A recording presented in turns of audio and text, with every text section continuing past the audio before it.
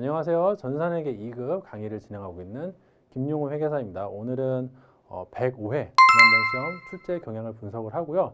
106회 출제 예상 포인트를 한번 찝어보는 시간을 가져볼까 합니다. 먼저 그 지난번 시험부터 어떤 게 출제가 됐었는지 하나씩 보면서 오늘 이제 문제풀이 시간은 아니고 유형만 한번 보도록 할게요. 일단 그 이론부터. 자, 첫 번째 문제가 나왔는데 요거는 재무제표의 종류를 네가 알고 있느냐? 요거를 물어보는 문제였어요. 제가 강의에서도 합자는 그 재무제표가 아니고 주석은 중요한 재무제표다. 이렇게 얘기를 하긴 했는데 사실은 합계전액 시산표는 그 결산을 할 때 나오는 시산표니까 당연히 재무제표가 아니고 주석이 재무제표인지 아닌지 물어보는 문제였다고 봅니다. 즉 재무제표의 종류를 5가지 네가 잘 알고 있는가? 그거 물어보는 문제였다. 두 번째는 재무상태표 계정이랑 손익계산서 계정 구분하는 게 가능하냐? 재무상태표 계정은 자산, 부채, 자본이라서 저량, 스톡이고요. 손익계산서 계정은 수익과 비용, 유량인데 그거 구분할 수 있니? 요 이름만 들어봐서 네가 그걸 알 수 있니? 그런 것도 있죠. 예를 들어 뭐 선수 수익이라 돼 있으면은 이름에 수익이 들어가니까 수익과 비용일 것 같은데 그게 아니라 남한테 돈을 먼저 받은 거니까 나한테는 또 남한테 그만큼 뭔가를 해줘야 되는 의무가 있거든요. 내가 뭐 1년치 헬스장을 운영하는 사람인데 1년치 헬스장 비용을 먼저 받았다. 그러면은 남의 돈을 받았으니까 나한테는 헬스장을 이용할 수 있도록 서비스를 제공해야 될 의무가 있는 거죠. 그럼 이건 부채니까 이거는 이름에 수익이 들어가지만은 재무상태표 계정이구나, 부채구나 하는 것을 알아야 됩니다. 그래서 재무상태표 계정과 손익계산서 계정을 구분하는 그런 유형의 문제였습니다. 다음 3번은 거래의 8요소 및 거래의 종류 알고 있니? 자, 자산 증가, 부채 증가. 요거 거래의 8요소 중에 하나죠. 요거 결합하는 관계에 대해서 회계 처리를 각각 할 수 있고 그랬을 때 뭐가 여기에 부합하는 거래인지 알고 있는가? 그리고 이게 교환 거래인지 뭐 손익 거래인지 우리가 알 수 있는가? 거기에 대해서 물어보는 문제였다고 봅니다. 물론 오늘은 말씀드렸다시피 문제풀이 시간이 아니니까 하나씩 풀어보지는 않도록 할게요. 그러면은 그 특강의 강의가 엄청 길어질 거라서 그 목적에 적합하지 않겠죠? 4번 문제는 이게 현금 및 현금성 자산 그리고 당좌 거래 회계 처리 할 줄 아니? 이거 물어보는 문제였어요. 일단은 대금을 당좌 수표로 지급을 하면은 그 수표 받아간 사람이 나중에 뭐 은행에 가서 돈을 받아갔든 말든 일단은 나는 그거를 당좌 예금에서 빠져나갔다고 회계 처리를 해야 돼요. 당좌 예금에서 빠져나갔다. 수표 준 순간 빠져나갔다고 생각을 하고 있는 것이고요.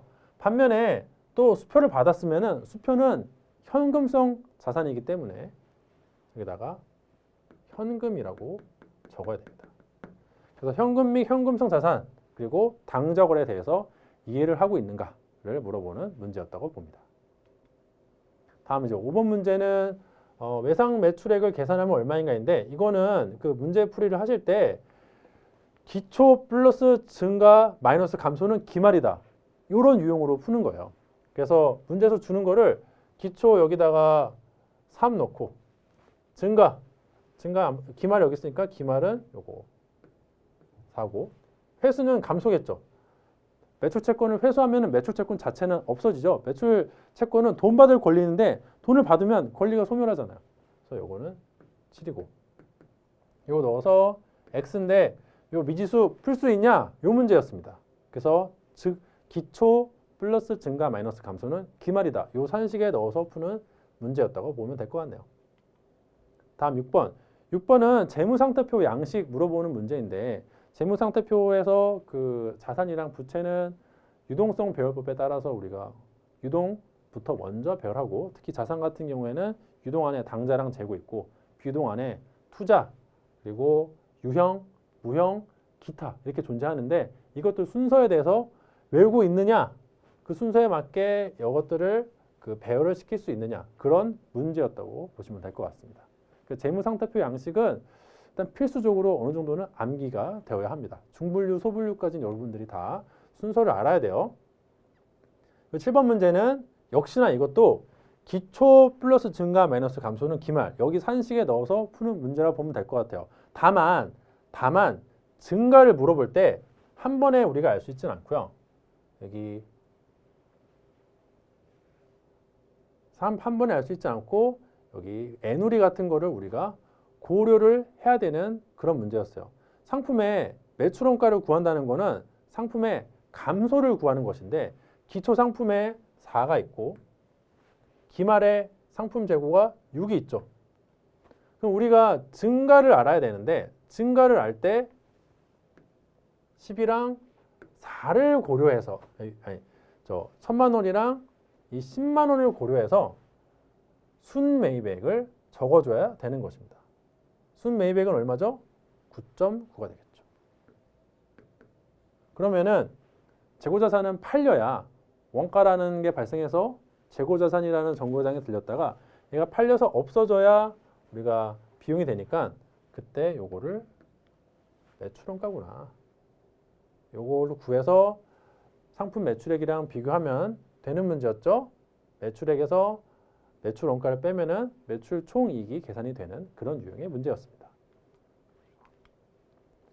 다음 문제는 이제 시산표 등식 여러분들이 알고 있냐? 기초 플러스 그래서 기말 자본에다가 기초 자본 빼가지고 당기 순이익이 구성되는 걸 알고 있느냐? 이거 물어보는 문제였고요. 자, 9번 문제. 하나씩 다 풀 수는 없어요. 예, 지나가도록 할게요. 유형부터 먼저 보는 거니까. 다음 중 유동자산이 아닌 것은 이것도 마찬가지로 재무상태표 양식 외우고 있는지 물어보는 문제였다고 보면 됩니다.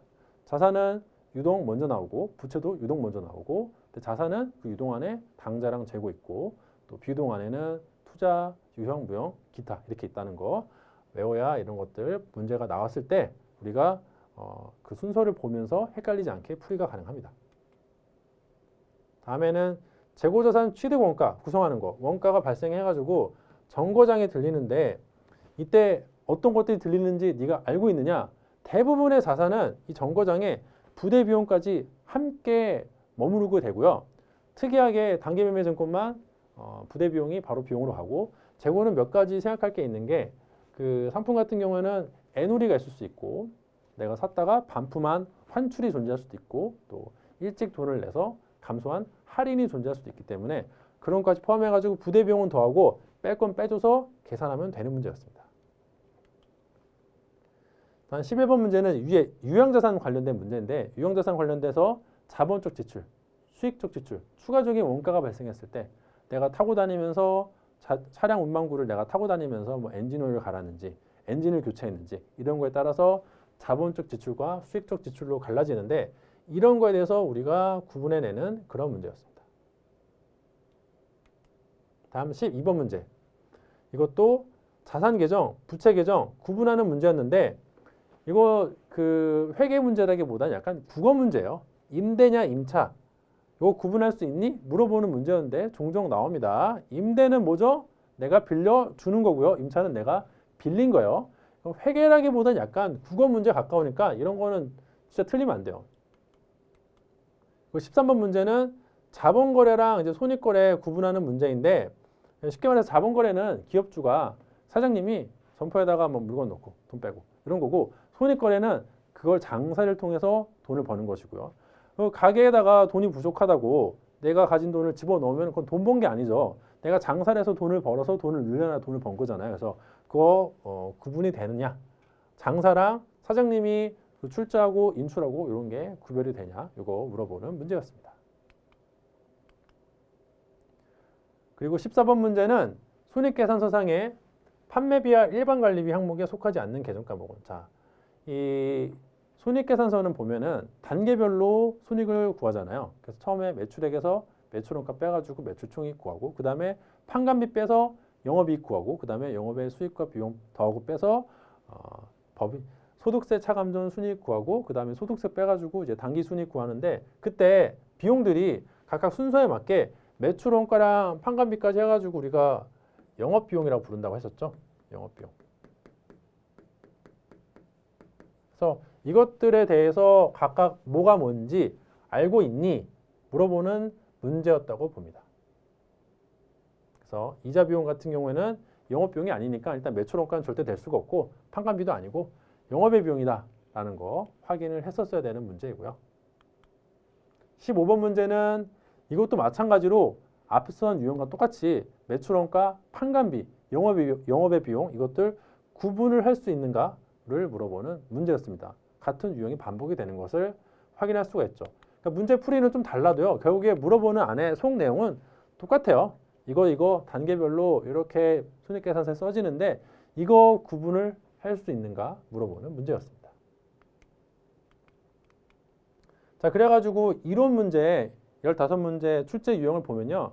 우리가 하나씩 봤지만 이런 식으로 출제가 되고 재무상태표 양식 물어보는 거랑 뭐 기초 플러스 증가 마이너스 감소는 기말이다. 이걸로 풀 수 있는 문제랑 그리고 매출원가랑 판관비 영업의 비용 이런 거 구분하는 문제는 2문제씩 출제가 됐고 나머지도 그 기존에 많이 나왔던 유형이 역시나 계속 출제가 되는 경향을 우리가 확인할 수가 있었어요.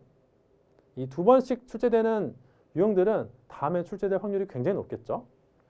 출제 예상 포인트는 잠시 뒤에 하기로 하고 그 다음에는 이제 실무 문제도 한번 보면서 어떤 유형이 나왔는지 보도록 하시죠. 일단 문제 1번 이 사업자 등록증 놓고 회사 등록 메뉴에서 오류 수정하는 문제는 반드시 출제되는 유형입니다.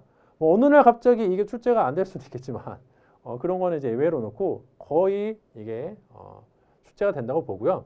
이 사업자 등록증 보면서 안에 이제 틀린 거 3개 정도 찾아가지고 배점이 총 6점이니까 하나당 2점씩 배점이 돼서 여러분들이 그 전산에 입력되어 있는 프로그램에 입력되어 있는 그 자료랑 여기 사업자 등록증에 있는 거 수문글이 찾기 하시면 될 것 같아요. 이거는 늘 나오는 유형의 문제가 또 나왔고 그리고 이제 전기분 재무제표 수정하는 문제였는데 이번에 105회에서는 손익계산서가 나왔습니다. 그래서 요거 관련돼서 그 문제에서 주는 대로 우리가 가서 잘 고치면 되겠죠? 그것도 상당히 빈출 유형입니다. 3번 더 보시면은 그 거래처별 초기 2월 채권 채무 오류 수정하는 문제인데 이것도 거의 늘 출제가 되는 유형이에요. 그래서 이번에 또 나왔다. 이것도 우리가 연습을 잘해서 이런 건 늘 나오는 유형이니까 평소에 연습만 잘해 놓는다면은 충분히 풀이가 될 거라고 생각을 합니다. 그래서 회계관리 전산회계 이익 같은 경우에는 늘 실무에서 출제되는 유형이 상당히 반복이 되기 때문에 문제 3번까지는 굉장히 여러분들이 득점을 잘 할 수 있는 기회가 있어요. 3번에 2번 같은 경우에는 신규 거래처 등록인데 이번에는 신용카드 거래처 등록하는 유형이고 이것도 역시나 뭐 신용카드든 아니면 일반 거래처든 이런 것들 등록하는 문제가 자주 빈출이 되니까 3번까지는 여러분들이 연습을 잘하면은 충분히 만점을 받을 수 있는 뭐 실수해가지고 하나 정도 놓칠 수는 있겠지만은 내가 실력을 키워서 반드시 다 점수를 얻어야 되는 그런 것이라고 봅니다. 그리고 4번 이제 일반 전표 입력 여기서는 마치 이거는 이제 실무 문제라기보다는 이론 문제에 더 가까운데요.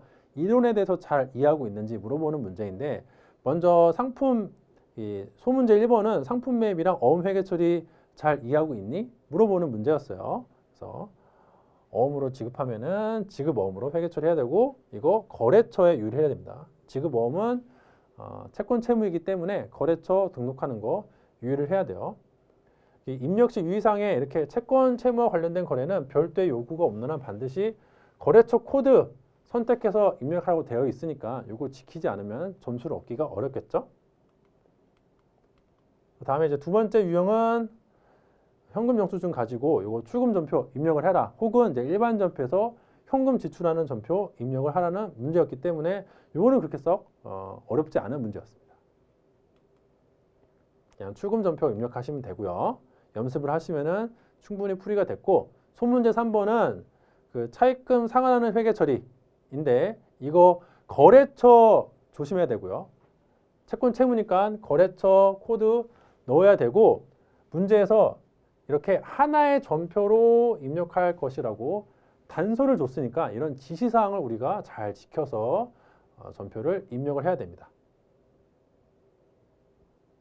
하나의 전표로 하라고 했으니까 당연히 일반 전표로 입력을 해야겠죠. 그것도 유의를 하시고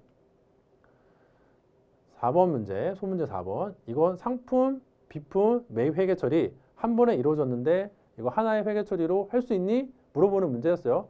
각각 개별 딴 걸로 하는 것도 가능하지만 이렇게 하나의 회계 처리하는 것도 어쨌든 왼쪽, 오른쪽 차변, 대변 금액 일치시켜서 전표 입력을 하면은 아무런 문제가 없습니다.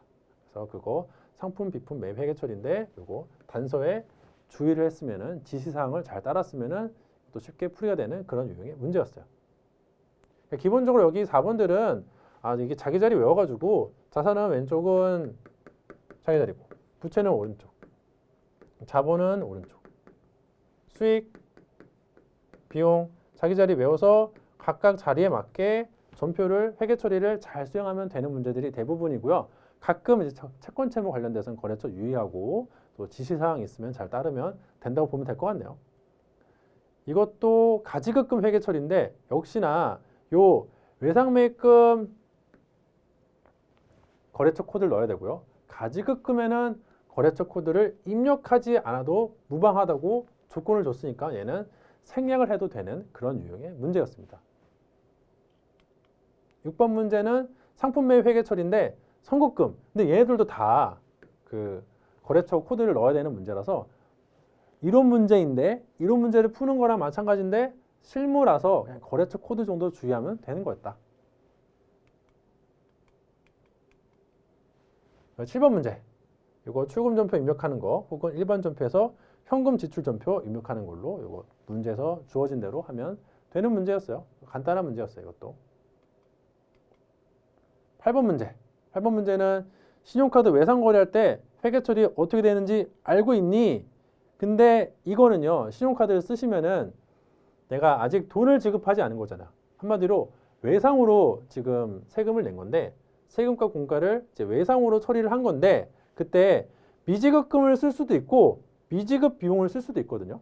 근데 미지급금을 썼다면 거래처를 유의를 해야 됩니다. 아시겠죠? 이거 그냥 이런 거는 신용카드를 썼다 하면은 그냥 미지급금으로 처리하고 거래처 넣으시는 게 깔끔할 것 같아요. 제 생각에는 미지급 비용으로 해도 아니 여기 비용이 오는데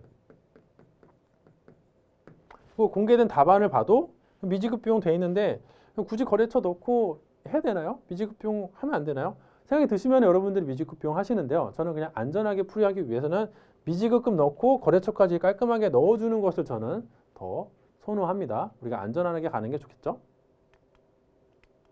4번 문제 이렇게 마무리되고 이제 5번 문제. 소문제 1번 보시면은 이거 원천 징수 오류가 있는데 이거 수정하라는 문제 상당히 빈출 유형이었고요.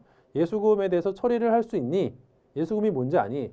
예수금이라는 거는 우리가 A가 있는데 B한테 돈을 받아서 다시 B한테 돈을 주면 A 입장에서 이건 돈을 빌린 거랑 마찬가지이기 때문에 차입금이지만 이거를 B가 아니라 돈을 받아서 다른 사람한테 주면은 이거는 잠깐 받아서 주는 거기 때문에 이거는 예수금이다.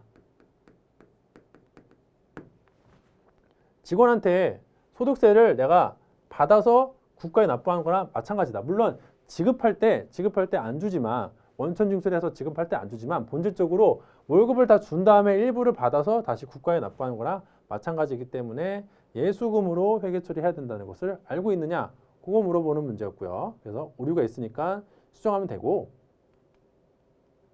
그리고 상품 매입 회계 처리할 때 취득원가 물어보는 문제였어요. 이것도. 상품 매입 시 당사가 부담한 것을 회계 처리한 운반비 35,000원은 판매자인 양촌 상사가 부담한 것을 판명된다. 만약에 운임이 발생했는데 그걸 내가 부담했다면은 당연히 원가가 발생했으니까 부대 비용은 이 취득 원가에 구성이 돼야 되는데 저쪽이 부담했으면은 나는 그거 낸 적도 없어요. 원가가 이게 발생했는데 여기 들러야 되나요? 비용으로 가야 되나요? 고민할 게 아니라 원가 자체가 발생하지 않은 거예요. 판매자가 부담했으면은 무료 배송이니까 내가 운반비 낸 게 없는 거죠. 그래서 그거 포함시키면 안 되고 35,000원 빼야 된다. 그러니까 미지급금도 삭제가 돼야겠죠? 그거 알 수 있니? 그거 물어보는 문제였고 문제 6번 이제 결산인데 결산 수정 분기할 때는 이제 발생주에 따라서 비용을 인식해야 된다. 회사의 자금 사정으로 인하여 영업부의 12월 급여 100만 원을 다음 달 5일에 지급하기로 하였다. 근데 이거는 여기 비용이 오잖아요. 비용. 그래서 신용카드로 결제한 게 아니기 때문에 이거는 미지급 비용으로 회계 처리하는 게 저는 안전하다고 봅니다. 물론 공개된 답안을 보면 미지급금이라고 되어 있으니까 미지급금 해도 되는 거 아니에요? 라고 하는데 논리적으로 보면은 가급적 왼쪽에 비용이 올 때는 오른쪽에는 미지급 비용 오는 게 맞아요. 다만 신용카드의 경우에는 미지급금으로 하고 거래처 넣는 게 좋은데 그렇게 하는 이유는 이거는 이제 개별 한 건인데요. 사실은 신용카드는 우리가 문제에서 한 건이 나오지만 사실 실무에서 보면 신용카드에는 여러 건이 섞여 있어요. 여러 건이 섞여 있기 때문에 그 전표 하나 만들어질 때 그 미지급금 안에 비용도 있고 아닌 것도 있고 막 여러 개가 있거든요. 근데 그걸 일일이 하나씩 비용은 비용대로 미지급 비용하고 미지급금은 미지급대로 따로따로 발라서 회계 처리하면 너무 귀찮기 때문에 보통 우리 신용카드 한 번 쓰면은 한 달치를 한 번에 입금하고 하잖아요. 그래서 마감할 때 신용카드 경우에는 문제는 거래가 한 건이 나오는데 실제 실무는 거래가 여러 건이기 때문에 그거를 일일이 구분하고 있는 게 좀 귀찮아서 일반적으로 미지급금으로 놉니다. 만 이거는 그냥 급여잖아요. 급여. 거래 하나잖아요. 그러니까 논리적으로 비용이면은 미지급 비용으로 처리하는 게 저는 안전하다고 봅니다. 아, 저 싫어해서 미지급금 할 거예요. 하셔도 되는데 어쨌든 미지급 비용을 추천해 드린다는 것이죠. 그리고 결산추정분기에서 소모품 회계 처리 할 줄 아니 특히 이제 실무 하시는 분들이 시험 공부하시면은 이런 거 잘못될 수도 있는데요. 보통 원가가 발생하면은 우리가 자산이랑 정거장에 들리는데 소모품비는 말 그대로 소모품이라서 뭐 종이컵이라든지 아니면 뭐 회사에 쓰는 볼펜 이런 거라서 일반 실무에서는 요거를 그냥 뭐 사용했든 안 했든 다 비용으로 보내버려요. 근데 FM대로 하려면은 자산에 머물렀다가 얘가 써야지 비용이 돼요. 그때 자산에 머무를 때는 소모품이고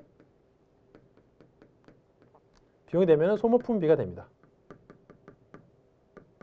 예, 학생분들은 아니 뭐 원가가 발생하면 자산에 들렸다가 비용 가는 거 뭐가 이상하지? 이런 생각을 하시는데 실무를 직접 하시는 분들은 야, 내가 일하면서는 이거 다 비용 처리했는데 그거 잘못된 거야? 원리 원칙상 놓고 보면 그렇게 하면 안 되는데 그냥 이게 FM이다. 우리 시험 공부하는 거니까 출제자의 의도에 맞게 문제를 풀어야겠죠. 그래서 평소에 하시던 거랑 좀 다르게 해도 괜찮아요.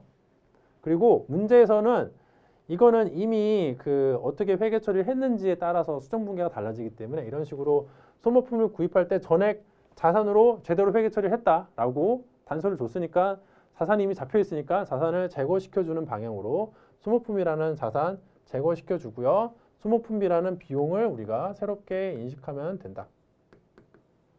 단서가 있으니까 이걸 보고서 전표를 거기 알맞게 수정 분계를 집어넣어야 됩니다. 아시겠죠? 그리고 3번 현금 과부족 7만 원 있는데 현금 과부족은 임시 계정이니까 우리가 뭔가 현금 과부족이 이게 지금 단기 차입금에 대한 이자 지급액으로 판명되었다는 걸 보면은 현금 과부족이 차변에 있었어요. 그러니까 현금 이게 기중에 이런 식으로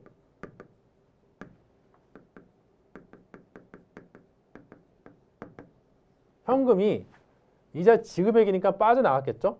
그러니까 금고에 가봤는데 현금이 없는 거야. 이게 왜 없지? 일단 현금이 없으니까 7만 원 없다고 기록을 시켜주고 오른쪽에 뭐라고 적어야 되니까 임시계정 넣어준 거고요.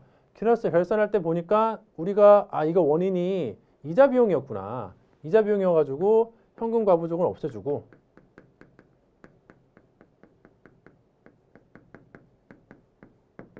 임시계정은 없애주고 그 다음에 제대로 이자 비용이라고 기록을 합니다. 그래서 처음부터 마치 내가 제대로 회계 처리한 것처럼 효과를 누리기 위해서 얘를 싹싹 지워줘요. 그러면은 우리는 두 단계에 걸쳐서 회계 처리를 했지만은 현금 나가고 이자 비용 인식한 거랑 마찬가지 효과를 누릴 수 있죠. 이제 그거 물어보는 문제였어요. 결산 수정 분기였는데 임시 계정 제거하는 문제였다. 4번 같은 경우에는 결산 수정 분기인데 감가상각비 요건데 이 감가상각비 같은 경우에는 기중에 잘못된 거를 고치는 개념이 아니라 결산 시에만 할 수 있는 회계 처리이기 때문에 매출원가와 더불어서 결산 자료 입력에서 우리가 문제를 풀 수도 있고요. 혹은 일반 전표 입력을 할 수도 있어요. 다만 결산 자료 입력 그 메뉴를 활용하실 때는 다 입력하신 다음에 마지막에 F3 눌러서 전표 추가를 해줘야 되는 거를 반드시 해야 됩니다. 이거 전표 추가하지 않으면은 결산 수정 분계가 전표로 입력되지 않아요. 그래서 전표 추가하는 거 유의를 해야 된다. 7번 문제. 이제 이론 푸는 문제인데 조회를 해가지고 주관식으로 이렇게 넣으면 되는 거죠. 그래서 외상매금 잔액이 가장 많은 거래처와 금액은 얼마인가 물어봤을 때는 이제 거래처 원장을 조회하면 된다. 7번 문제는 문제를 보고서 내가 무슨 메뉴를 활용하는 게 빨리 풀 수 있을까? 정답이 꼭 하나인 경우도 있고 뭐 다른 방식으로 조회가 되는 경우도 있고 다양한데 어쨌든 어떤 메뉴로 접근해서 푸는 게 좋을까를 이제 유형별로 여러분들이 익히셔야 되니까 메뉴별로 뭘 조회할 수 있는지 어느 정도 암기가 되고 연습이 돼야 좀 빠르게 풀 수 있는 문제라고 봅니다. 만약에 내가 갔는데 기억이 안 나. 기억이 안 나면 일단 닥치는 대로 아무거나 메뉴 열어보는 거예요. 그러면서 이제 찾아보는 거죠. 그리고 소문제 2번은 이제 재무상태표 조회하는 거 이걸로 조회하면은 6월 달에 요 금액 알 수 있는 거 알 수 있니? 이거 물어보는 문제였고요. 3번은 역시나 또 재무상태표 조회해가지고 이 6월 말에 유동자산과 유동부채 차액에 대해서 네가 계산할 수 있냐? 이거 조회하면은 요거 알 수 있고 요거 알 수 있잖아요. 빼가지고 얼마인지 알 수 있니? 물어보는 문제였다고 보여집니다. 이것도 재무상태표 조회하는 거였어요. 그러니까 문제를 읽고서 뭘 조회를 하면 빠르게 알 수 있을지 우리가 파악을 하는 게 중요하다. 그래서 이제는 그 출제 경향을 다 봤으니까 어떤 게 나올까? 일단 이론부터 먼저 제가 예상을 좀 해보자면요. 일단 빈출 유형. 이번 시험에서 2번씩이나 출제됐던 유형은 다음에도 또 나올 확률이 매우 높습니다. 그래서 뭐 매출 채권이니 재고자산이니 대손충당금이니 이런 것들은 기초 플러스 증가 마이너스 감소는 기말 여기 산식에다 넣어서 풀이가 가는 유형이니까 기초에 숫자 얼마 넣고 넣어서 하나를 미지수로 줘요. 예를 들어 감소가 미지수다. 그러면 이거 나머지 데이터 넣어서 우리가 미지수 풀이하면 되는 문제는 반드시 또 나올 거라고 봅니다. 그리고 또 많이 나오는 게 재무상태표 양식 기억하고 있냐 물어보는 거. 요거 당좌랑 재고는 여기 유동이 있고 비유동이 이렇게 되고 부채는 유동부채고 이런 식으로 재무상태표 요 구성 항목들 여러분들이 순서대로 잘 외우고 있느냐. 그래서 뭐 유동성이 큰 순서대로 나열을 해봤을 때 뭐 정답을 고르시오. 그 다음에 유동자산이랑 비유동자산이랑 구분하시오. 이런 거 보면은 이게 뭐가 뭔지를 알아야 우리가 풀이가 되니까 이거 재무상태표 양식 기억을 하셔야 이런 빈출 유형에 대비가 가능할 거라고 생각이 됩니다. 요거는 또 나올 것 같아요. 그리고 매출원가, 판관비, 영업의 비용 얘네들 매출원가 있고 판매관리비 있고 영업의 비용 있고 소득세 비용 있잖아요. 요것들 구별하는 거 예를 들어 뭐 이자 비용이다. 그러면은 우리 회사가 금융업이 아니라면은 걔는 내 영업이 아니잖아요. 그리고 그 외에 또 뭐 유형자산 처분 손실 같은 거 유형자산 처분하는 게 내 그 주된 영업은 아니죠. 하여튼 그런 거 구분해가지고 판매관리비랑 영업의 비용 구분하는 거 여기까지 묶어서 영업비용인데 영업비용이랑 영업의 비용 구분하는 거 문제는 또 나올 가능성이 매우 높으니까 이것도 여러분들이 계정을 보고 이게 내 영업인지 아닌지 판단을 할 수가 있어야 됩니다. 이거 추가적으로 뭐가 나올지 예상을 좀 해보자면은 회계상 거래랑 일반적인 거래는 약간 감각이 달라요. 회계상 거래는 이게 뭐다? 나의 재산 상태 변화가 있어야 돼요. 재산 상태가 변화가 있어야 회계상 거래라고 할 수 있고요. 뭔가 만나서 계약을 하고 약속을 하고 막 이런 것들은 일반적으로 보면 이제 거래이긴 한데 회계상은 거래가 아니에요. 그리고 화재, 도난, 분실, 뭐 불났어요. 이런 거는 누구랑 뭐 거래를 한 게 아니잖아요. 하지만 재산상의 변화는 있기 때문에 회계에서는 거래로 봅니다. 그래서 일반적인 거래랑 회계상의 거래가 좀 다르니까 회계상의 거래가 뭔지 알고 있니? 물어보는 문제는 또 나올 수 있다고 봅니다. 재무상태표 및 손익계산 작성 기준. 재무상태표 작성 기준은 구분 표시, 총액 표시, 정상 영업 주기 기준 혹은 1년. 근데 대부분 이제 우리 전산회계 2급은 개인기업이니까 1년이 의무적이죠. 그리고 유동성 배열법, 잉여금 구분 표시. 근데 잉여금 구분 표시는 또 우리는 그냥 자본금 하나만 있기 때문에 전산회계 2급에서는 약간 해당이 안 됩니다. 그리고 미결산 항목, 가지급금이라든지 현금 과부족이라든지 이런 거 비망 계정들, 임시 계정들 표시 금지. 마지막에 결산할 때는 다 없어져야 된다. 이거 알고 있는가?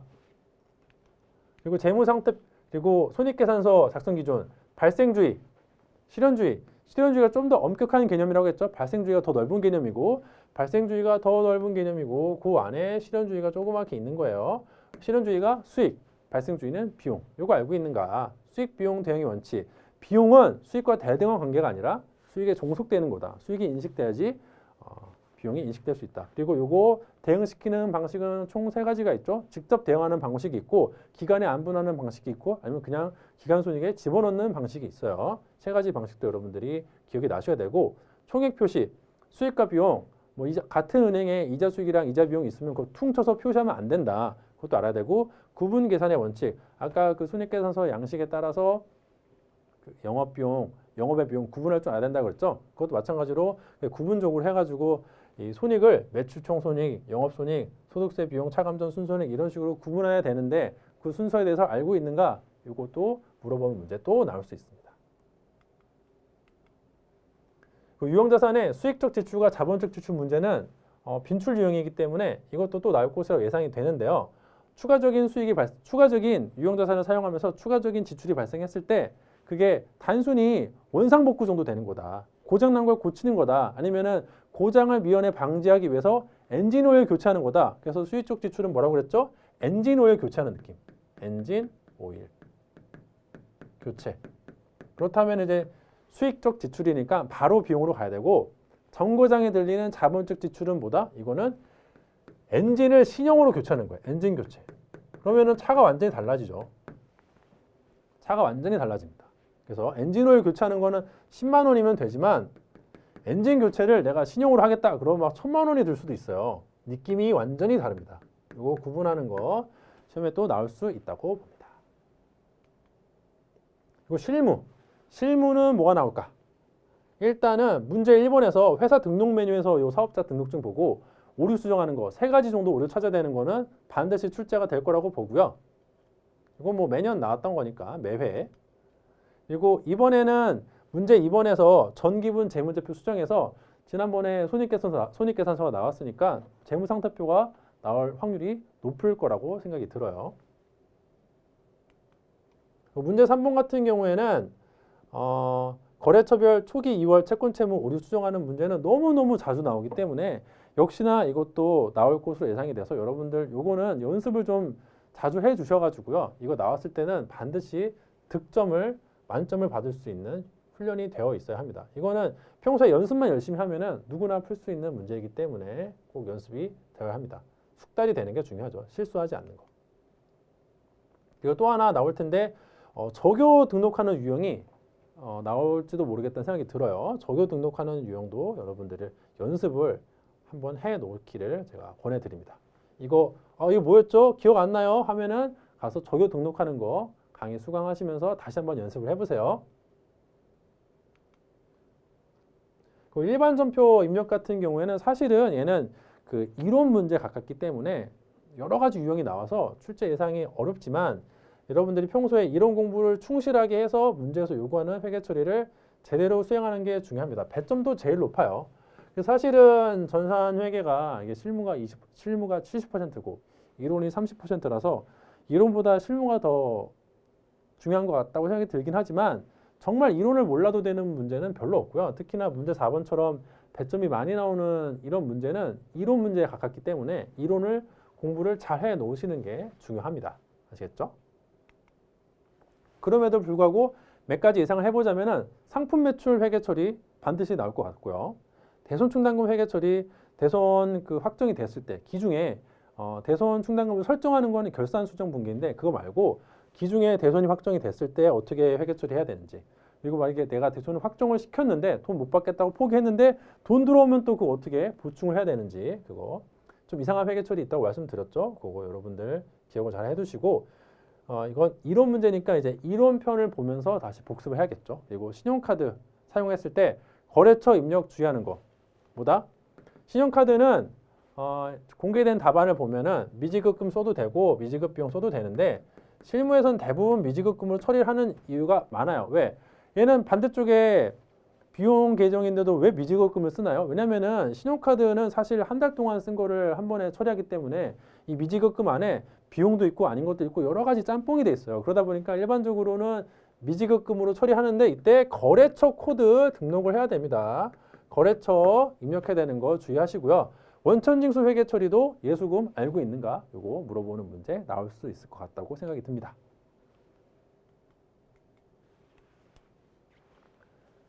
자, 5번에서 이제 문제 5번에서 오류를 수정하는 문제인데 이 다양한 유형의 문제가 출제돼서 이것도 예상이 어렵지만은 이거는 문제를 잘 읽어야 돼요. 한국말을 잘해야 돼. 한국어를 써 있는 한글을 잘 읽어서 해석을 잘하면은 풀 수 있는 유형의 문제들입니다. 아시겠죠? 조건을 보고 뭘 어떻게 틀렸는지 기존에 어떻게 했는지를 잘 해석을 해야 수정 붕괴를 올바로 넣을 수 있겠죠? 그리고 이것도 대부분 유형들이 현금이 유입됐는데 그거를 내가 어떻게 틀렸다. 그러니까 이걸 어떻게 고쳐야 될까? 이거를 접근하는 방식을 알아야 되고요. 또 현금이 유출된 것을 올바르게 회계 처리하지 않았을 때 그걸 또 어떻게 수정을 해야 제대로 수정이 될까? 헷갈리면은 일단은 거기 시험지에다가 회사가 한 오류를 적으세요. 오류 회계 처리 어떻게 했다. 정답을 적으세요. 정답 이렇게 회계 처리해야 된다. 그러면은 오류에서 정답으로 가기 위해서 내가 중간에 어떤 수정 붕괴를 넣어야 될까? 이거를 생각을 하시면은 문제만 제대로 해석을 했다면은 한국말만 잘 이해를 했다면은 풀 수 있다고 생각이 되어집니다. 6번 결산 문제인데요.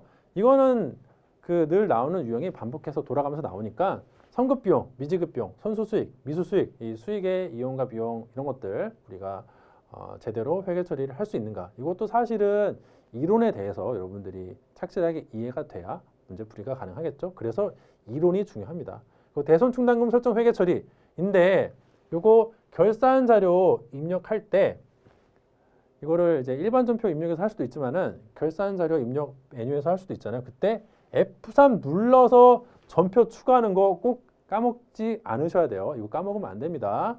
결산 시 매출원가 계산하는 것도 마찬가지로 결산 자료 입력 메뉴에서 우리가 할 수 있는데 그때 그 메뉴를 활용했다면은 F3 눌러서 전표 추가하는 거 잊지 말아야 돼요. 아시겠죠? 우리가 결산 자료 입력 메뉴를 사용하는 것은 편하자고 하는 것인데 편하자고 썼다가 이걸 안 누르면 안 푼 거나 마찬가지라서요. 반드시 F3 누르는 거 기억을 하셔가지고 전표를 추가하세요. 아시겠죠? 7번 조회하는 문제인데 거래처 원장 그 조회하는 거 또 나올 것 같습니다. 그래서 이거 102회 기출문제인데 이런 유형으로 거래처 원장 조회하는 유형이 나오지 않을까 생각이 되어지고요. 그리고 총계정 원장 조회하는 거 이건 100회 기출문제인데 이런 유형으로 총계정 원장 조회하는 유형의 문제가 나올 것이라고 예상이 되어지네요. 그리고 재무제표 조회하는 것도 당연히 또 출제될 수가 있습니다. 이번에는 재무상태표 조회하는 문제가 2개나 출제되었죠. 그래서 이것도 출제 가능성이 매우 높은 유형입니다. 그래서 이 유형들을 보시고 이 문제 물어보는 거잖아요. 이 문제 물어보는 걸 보고 아 이런 거 물어보면은 거래처 원장 가서 해야겠다. 왜냐면 이제 거래처가 나오니까. 판매관리비 이런 거 물어보면은 아 이거는 총계정 원장 가가지고 이 건물관리비 가서 봐야겠네. 라고 우리가 파악을 해야 되고요. 유동부채라고 했으니까 야 이거는 재무상태표 단에서 조회가 가능하겠다라고 여러분들이 빨리빨리 뭘 조회해야 될지 그 생각이 나야 되고 생각이 안 나면 그냥 아무거나 빨리 가가지고 조회를 해가지고 조회가 되면은 아 여기서 알 수 있겠네 해서 답안을 작성하시면 될 것 같아요. 자 그래가지고 이제 출제 예상 간단하게 장황하게 설명했으니까 간단하게 정리하고 마치도록 하겠습니다. 이론 같은 경우에는 빈출 유형 요거 3가지 또 나올 것 같다. 기초 플러스 증가 마이너스 감소는 기말 유형 하나씩 넣어서 미지수 하나 구하는 문제 또 나올 것 같고 재무상태표 양식 유동 비유동 또 유동자산 비유동자산 안에 뭐가 있는지 기억하고 있는가 물어보는 문제 또 나올 수 있고요. 매출원가 판관비 영업의 비용 요거 비용들 영업비용인지 아닌지 구분하는 문제 반드시 출제가 될 것이라고 예상이 되어집니다. 그리고 반드시라고 말하면 좀 위험한가? 상당히 높은 확률로 출제가 될 거라고 예상이 되어지네요. 그리고 이론 같은 경우에 이제 추가적으로 회계상 거래 뭔지 회계상 거래인지 아닌지 판단이 될 것이냐 물어보는 문제랑 재무상태표랑 손익계산서 작성 기준 알고 있는지 물어보는 문제 그리고 유형자산에서 추가적인 지출이 생겼을 때 그게 수익적 지출인지 자본적 지출인지 물어보는 문제 역시나 출제 가능성이 매우 높다고 생각이 되어집니다. 그리고 실무 같은 경우에는 각 문제별로 다음과 같은 유형이 출제될 것으로 예상이 되어진다고 정리할 수 있겠는데요. 1번 문제에서 회사 등록 메뉴에 오류 수정하는 문제는 반드시 나오니까 3가지 정도 오류 찾아가지고 내가 숨은 그리 찾기 해야 되고요. 그리고 정기분 재무제표 수정하는 문제는 이번에는 손익계산서가 나왔으니까 다음에는 재무상태표 나오지 않을까라고 단순하게 한번 예상을 해보고요.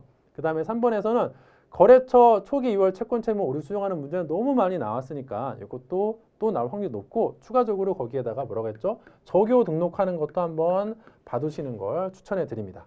4번 문제에서는 여러 가지 유형이 나와서 예상은 어렵기 때문에 뭐가 나올 거라고 딱 찝을 수는 없지만은 이론 공부를 계속 잘해야 되지만 그래도 꼽자면은 상품 매출 회계 처리, 대손 충당금 기중에 대손 처리하고 대손 확정했는데 나중에 돈 들어온 거 어떻게 보충할 건지, 그리고 신용카드 써가지고 우리가 뭘 샀는데 그때 거래처 입력해 줘야 된다. 왜? 미지급금으로 하면은 거래처 입력해줘야 되니까 거래처 신용카드 거래처 입력하는 거 까먹지 말아야 되고요. 그리고 원천징수 회계 처리 출제될 확률이 높다. 예수금에 대해서 이해하고 있는지 물어볼 확률이 높다고 생각이 되어집니다. 그리고 5번 문제는 이제 한국말을 잘 해석하는 게 중요하다고 했죠. 문제를 잘 해석을 해가지고 오류가 어떤 게 있었는지 우리가 파악을 하고 거기에 맞게 회계 처리를 해줘야 되는데 그때 현금이 유출되거나 유입된 게 어떻게 잘못되었는지 이런 식으로 뭐 잘못됐다고 문제가 주어지니까 그거를 해석을 잘 하시는 게 중요하다고 생각이 되어지고요.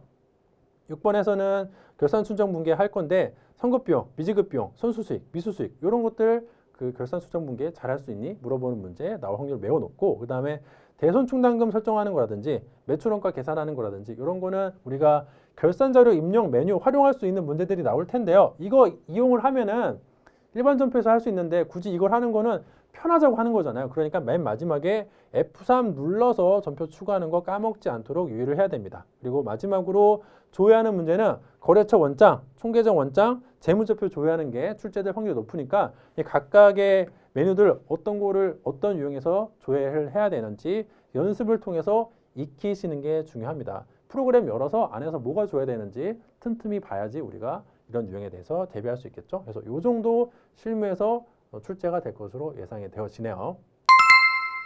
자, 그러면 이제 마치도록 하고요. 여러분들 106회 시험 꼭 이번에 응시하시는 분들 모두 합격할 수 있도록 기원하도록 하겠습니다. 그러면 이상 마치도록 하겠습니다. 감사합니다. 에듀윌 합격 패스.